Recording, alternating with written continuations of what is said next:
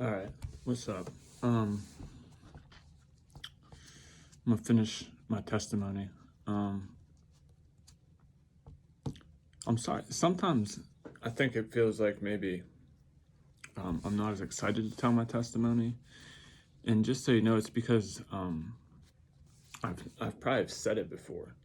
See, I'm very strange. Like I love to write poetry, and I love to write, but once I write poetry or I write something down, like I get bored with it and I can't read it again. I'll read it once, and then after I read it once, I think it's corny, and I do away with it. So I think it's the same thing probably with my testimony. Is I get bored with it. It doesn't seem exciting to me. But when I look back at it, it's insane. Um, so I'm gonna finish. I think I left off with when God helped me at domestic relations when He only made me pay $150 for two kids, and that kind of showed me that He had my back as well. But there's so many other crazy things that's happened in that time frame. So this is more like a 2008 time frame. But anyway, let me say this first. Go to YouTube. If you don't have an account, because you can't hit like, you can't comment, you can't subscribe, you can't hit the notifications, you can't do none of that. You can watch the video, of course, but you can't do all that other stuff without having a YouTube account. And once you get on YouTube, up in the upper right corner, there's like these dots. You click on them, and it'll ask you if you want to create an account. You click on it. All you have to do is set up a Gmail account, type in a password, and bang, you have an account. Now, it's a benefit because then you can subscribe to my page and support my ministry. But there's so many other cool things that you can do by getting on YouTube. Like the reason why I got it. So let me just tell you the reason why I ever even got a YouTube account. I got it because I would watch videos on there and I disagreed with a comment, and I tried to respond to the comment. Couldn't respond because I didn't have an account, so I had to go create an account. I mean, it had to do with the Bible, by the way. But I get on there and I have you can save, you can make your own playlists, and you can save everything into certain playlists. Like I have like a playlist of just all sermons that I've ever heard, and I'm talking about sermons throughout history from like one of my favorite preachers is Martin Luther King Jr. So I have a whole bunch of his sermons saved under sermons and documents. I have a whole bunch of basketball drills. And Ed Cota was my favorite basketball player, so I have a whole bunch of old school North Carolina games saved on my YouTube account, so I can watch them whenever I want. My kids, like Jalen's games that are this year that are on YouTube, I'm able to save all of them, so I have them for the rest of my life. What else? Everything that you like ever automatically gets saved. And if you don't have time to watch something, there's an option where you can hit it and it says watch later. You can tap it and it saves all the stuff you want to watch later on there. And I'm talking about you can watch all, like, it's fascinating the amount of information you can get from YouTube, but you also can get sucked into it where you just get caught watching YouTube all the time. Like, I don't even know if I watch cable ever anymore. But I'm also fascinated with history and fascinated with things that I've never witnessed. Like I said, I was fascinated with tornadoes. And I'm also strange. I like things that other people have not been able to figure out. Like I enjoy, or I don't. I'm intrigued by ghosts.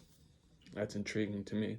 Which at the end of my testimony, you're gonna hear a story that happened to me that I thought was a ghost, but I don't think it was now. But I did at the time. I'm fascinated with aliens. I'm fascinated with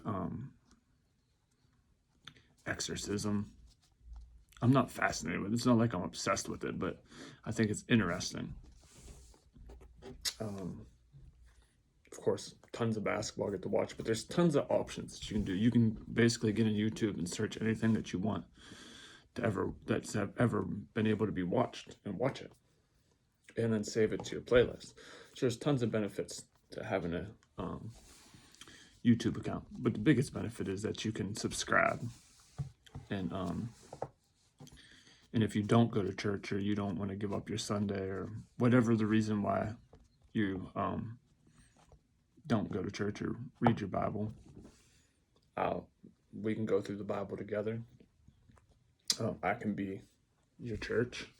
And if you don't believe in God, or you don't want to go to church, I've experienced and encountered thousands of things in my life that I've had to overcome. I can help you now.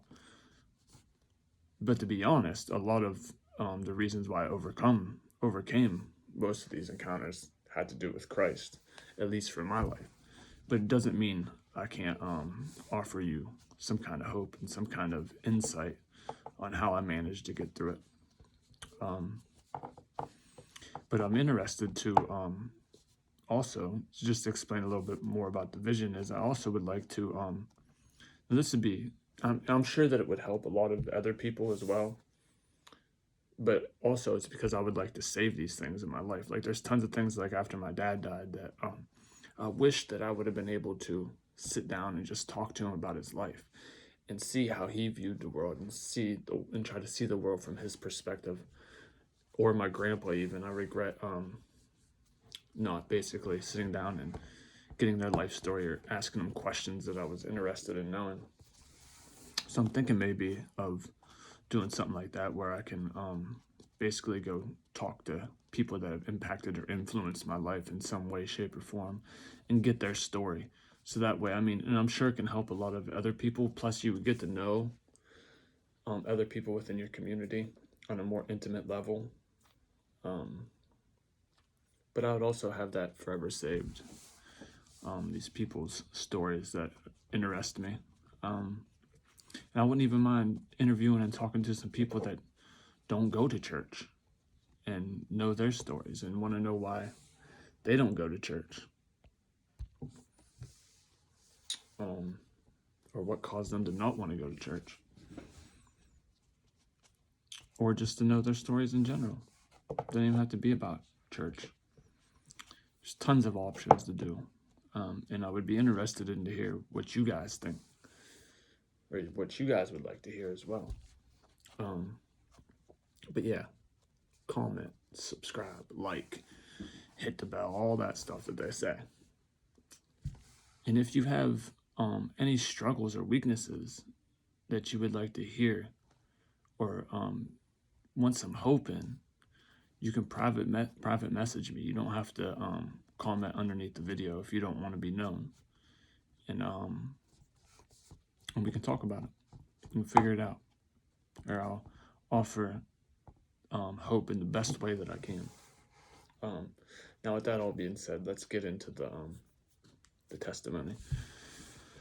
Okay, so we left off with about 2008. This is the year my grandpa died at the beginning of 2008 in January. So let me just paint a picture of kind of what was going on in this time frame. Because in February 2008, or it might have even been the end of January, like a month after my grandpa died, I ended up getting custody of my kids. So everything that's going on in this time frame, let me explain what's going on.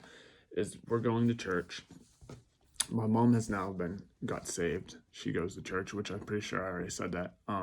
My friend Bill, who I attended NA meetings with, I finally was able to talk him into coming to church. He ends up getting saved. And let me just say, none of this has to do with me. It was God. God drew all these people in to himself. I just happened to be willing to allow God to use me in any capacity that he felt fit. I was attending these Wednesday night Bible studies at my church, and it was just full of women. It was just like 8 or 9 women that went. I was the only male that was there. And I'm telling you what, these people were so nurturing, caring, loving, kind. And I was a pain in the butt, because I didn't just come in there and just sit there and just take in everything they said. I asked question after question. I wanted to know this. I wanted to know that.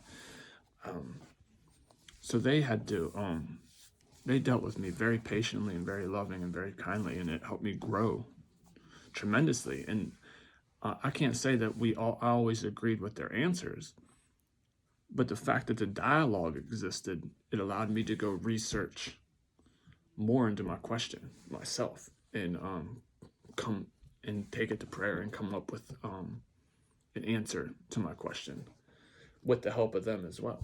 So the dialogue helps growth. That's the thing, is that's what we need to create amongst ourselves, is dialogue, and conversate with each other, so we can understand each other's perspectives, so we can understand where each other's coming from, so maybe we can find some solutions and some ways to overcome some of our weaknesses and our struggles.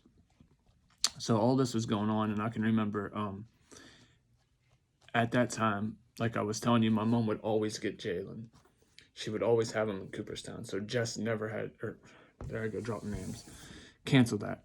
My kid's mom never had Jalen. She had Tyus, but she never had Jalen. So she would call me and ask for diapers, even though I was already paying child support. And the one time I went to pick Jalen up, because like I said, we always had him. It wasn't a weekend, it was a weekday. And she refused to give him to me because I wouldn't buy her diapers. So I said, I want custody of them. You never have them anyway. So I'm not going to keep paying you child support if you never have them, if I'm the one that has to take care of them. And she said no. So then I walked away and I said, well, then you're taking care of them completely. I'll pick Jalen and Tyus up only on the weekends, like I'm supposed to. And I had to talk my mom into not going and picking Jalen up, and to say no when she called. No, I won't get him. We'll get him on Friday, and we'll keep him till Sunday. Like you said, like if you want to be the parent and you want to have child support and you want to be responsible, well, then be responsible. So that's what I did. And it was one of the hardest decisions I ever had to make. And that happened like in November. But by February, 3 months later, and I can remember everybody at church, and because I was telling these people these struggles in Sunday school class, and people were praying. People were offering to give me money to go buy a lawyer, to get a lawyer to go. But I was in prayer as well. And I really felt like God was telling me to do exactly what I did. And I believe he said, and I know he said to me, I'll take care of it. Just continue to seek me. Continue to trust me. I'll take care of it. So I denied allowing anybody to pay for a lawyer. I denied wanting to get a lawyer. I denied going to court. Didn't want nothing to do with it. And a lot of people thought I was wrong for that.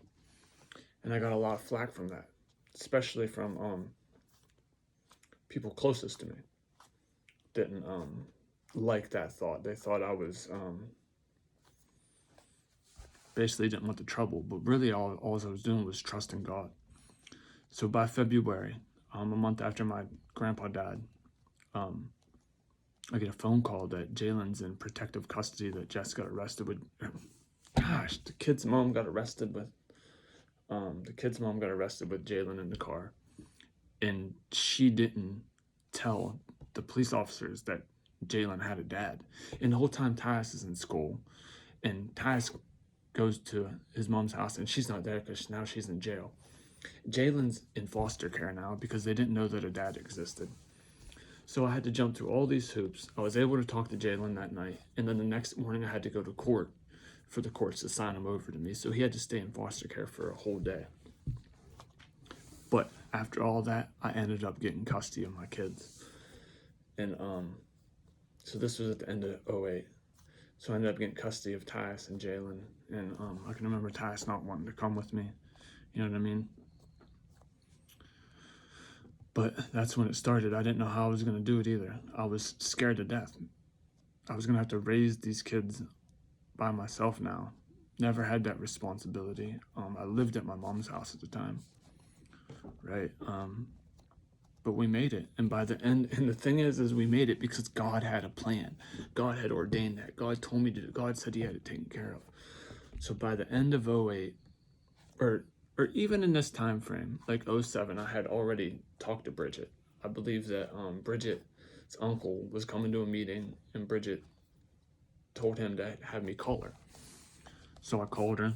When I got home, we talked for a little bit, hung out a couple times, but because of the strong love that we have for one another, I could feel that pull, because now my mind wasn't clouded anymore.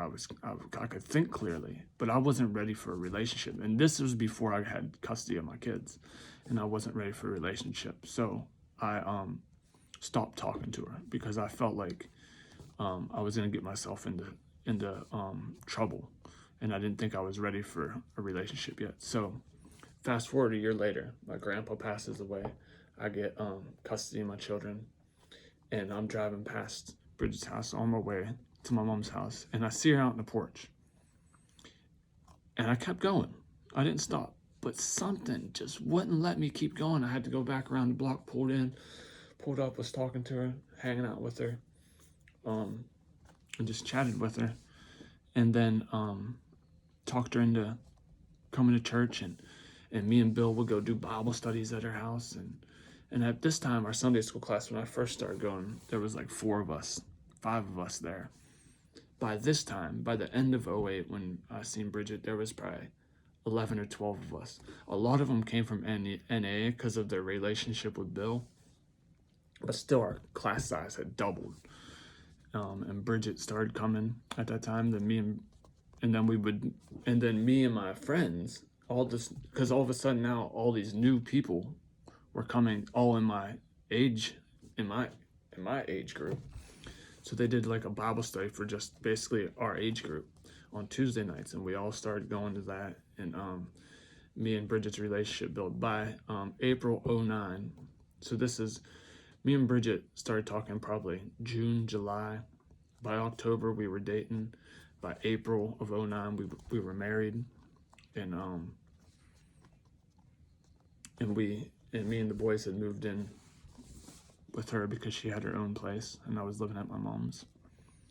So God slowly, everything that the enemy took from me, from my kids, everything that my addiction and the enemy had taken from me. Bridget, because remember in 9th grade, Bridget and me broke up, and she went her own separate ways because I wasn't doing nothing right. I was doing all the wrong stuff, and my life wasn't going in the same direction as hers. So by the time '09 came, when we were getting ready to get married, I could see how God was just restoring to me everything that the enemy took. And even before, in the year of '08, I would just go into my dad's house every Thursday night and just hang out with him for like 2 hours, eat dinner with him, hang out with him. So all these relationships that were broken from my ignorance, God was slowly restoring to me. And me and Bridget get married. We're about and like I said in my very last video, in this time frame from after we got married in April '09, I had started to go to school. By the end of '09, I was in school. I was in school, and then so I was in school for about 6 months. So I started probably during the winter. Might have been even January. So it might have only been, what was it? Yeah, almost half a year I was in school, trying to balance school, work, blending broken families together. At this point, I was 2 years into being a Christian. Bridget was not even a year as being a Christian. And it was just a lot of things to juggle at once, which is what I was afraid of before I even had custody of my kids. But God kind of ordained this path for me to take, and I went to school, and I was 6 months in, and then like I was saying, it was hard. Me and Bridget were fighting all the time and struggling in our first year of marriage.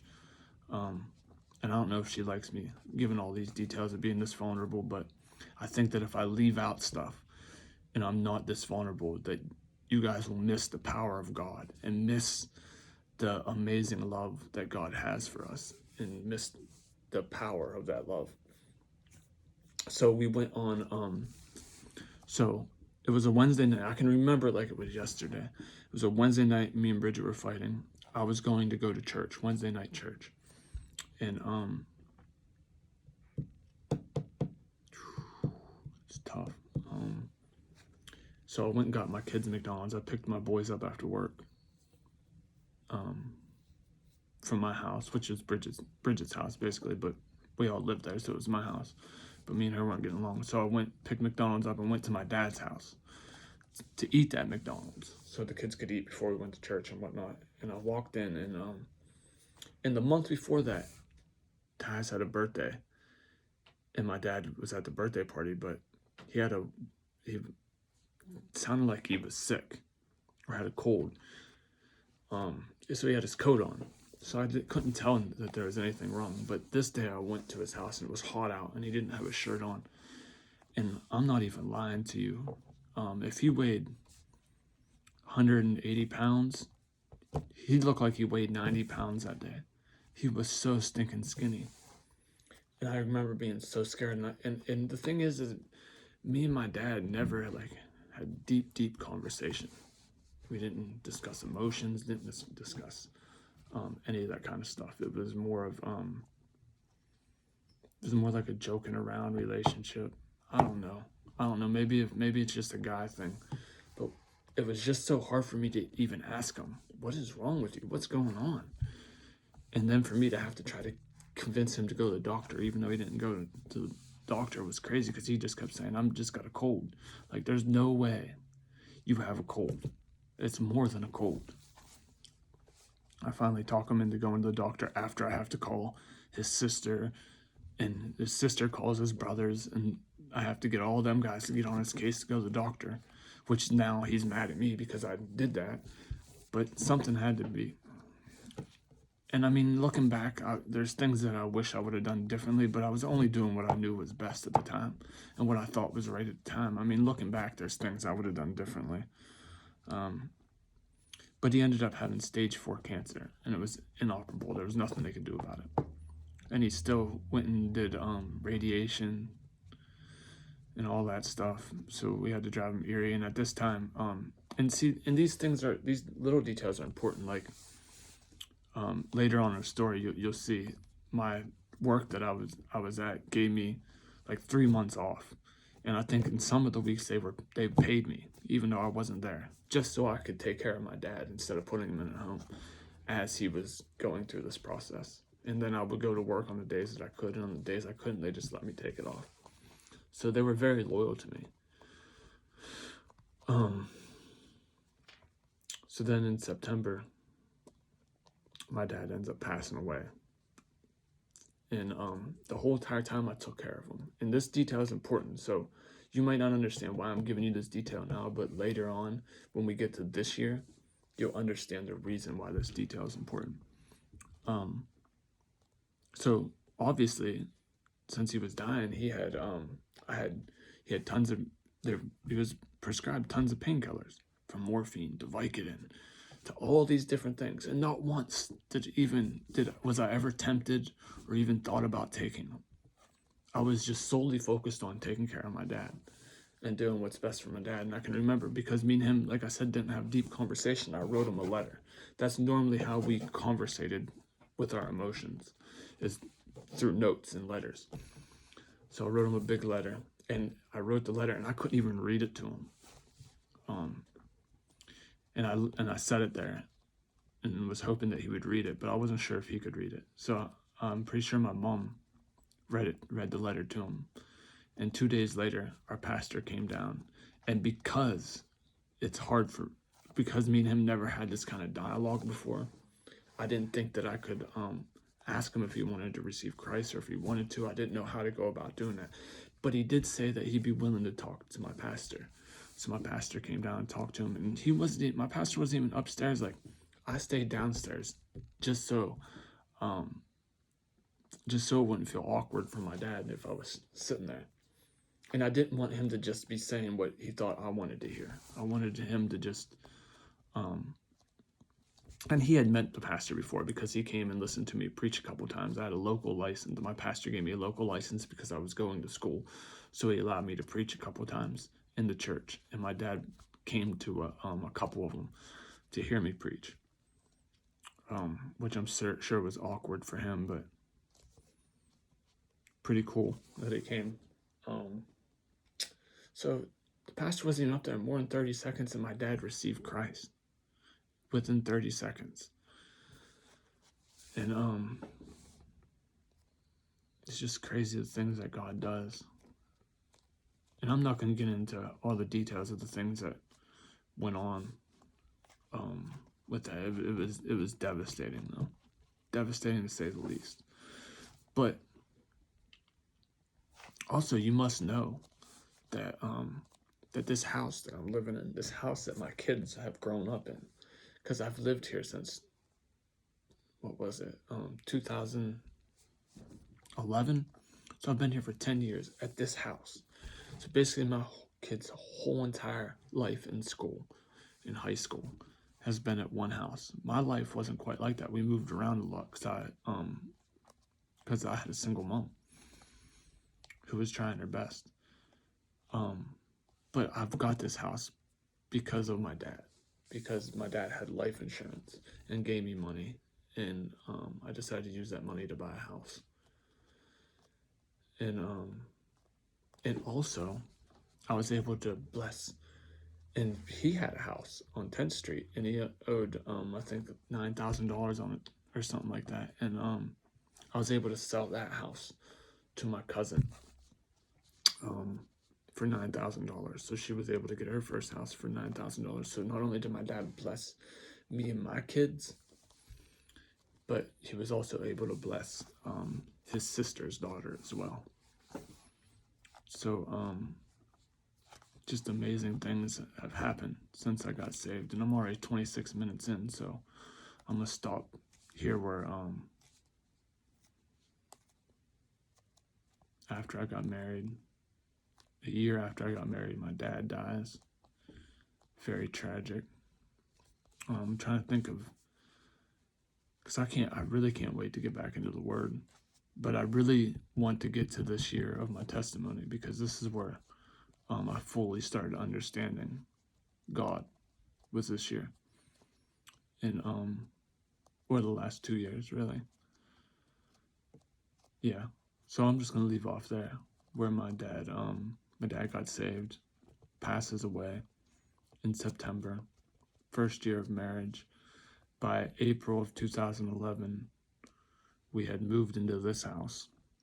I'm trying to make sure I don't miss any big, important, significant things that took place. There is a significant thing that did take place, and it's very small to anybody else. But while I was still living down at the other house, this is why my dad was sick as well. And I'm not even sure if anybody knows this besides the people that but as he was sick, my friend Bill, and I even got the Bible. This is the Bible. My friend Bill had this exact Bible. I always had these hardback Bibles. This is the hardback Bible that I had, right? It's hardback. And mine, first Bible I had, was ripping. I had it taped up. It was the first Bible I ever had. I kept it. And my friend Bill had this Bible, and it had his name on it. And he brought it to church, and I was like, man, I love that Bible. I want a Bible like that so I can preach, because I can carry it without it ripping.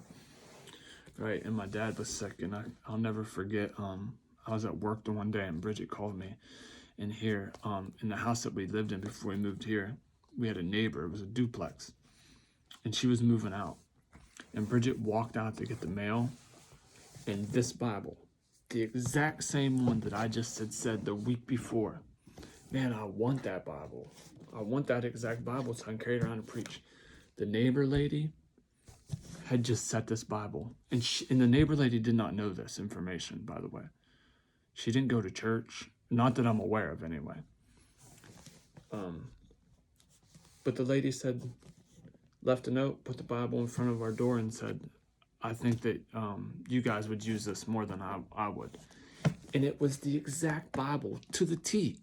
It's the exact same Bible. It just doesn't have my name on the front like my friends did. But a week later, after I said, that's the Bible I want, God hand delivered this Bible to my front door. I didn't have to pay for it. I didn't have to do nothing. All I had to do was ask God and take it to God. So that's what I'm saying. God loves us so much more than we can even comprehend. Like, he not only just supplies your needs, but he'll give you your exact wants if they line up with his will. It's amazing. So then we end up getting this house. We got it, fix it up. And we've been here for 10 years in this exact house. The house that God built